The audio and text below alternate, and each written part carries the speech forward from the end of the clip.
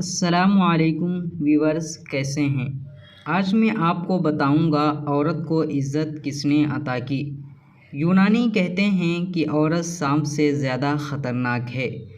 سقراط کا کہنا تھا کہ عورت سے زیادہ اور کوئی چیز دنیا میں فتنہ فساد کی نہیں۔ بونا وٹیوکر کا قول ہے کہ عورت اس بچھو کے مانند ہے جو ڈنگ مارنے پر تلا رہتا ہے۔ یوحنا کا قول ہے کہ عورت شر کی بیٹی ہے اور امن و سلامتی کی دشمن ہے۔ رومن کیتھولک فرقہ کی تعلیمات کی روح سے عورت کلام مقدس کو چھو نہیں سکتی اور عورت کو گرجا گھر میں داخل ہونے کی اجازت نہیں۔ عیسائیوں کی سب سے بڑی حکومت رومۃ الکبریٰ میں عورتوں کی حالت لونڈیوں سے بدتر تھی۔ ان سے جانوروں کی طرح کام لیا جاتا تھا۔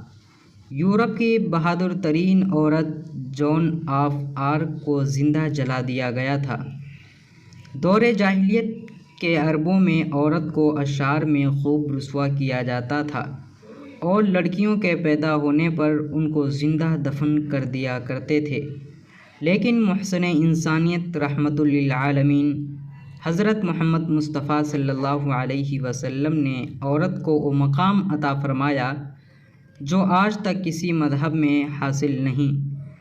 اب اگر عورت ماں ہے تو اس کے پاؤں کے نیچے جنت، بیٹی ہے تو بخشش کا ذریعہ، بیوی ہے تو ایمان کی تکمیل کا ذریعہ، بہن ہے تو غیرت کا ذریعہ۔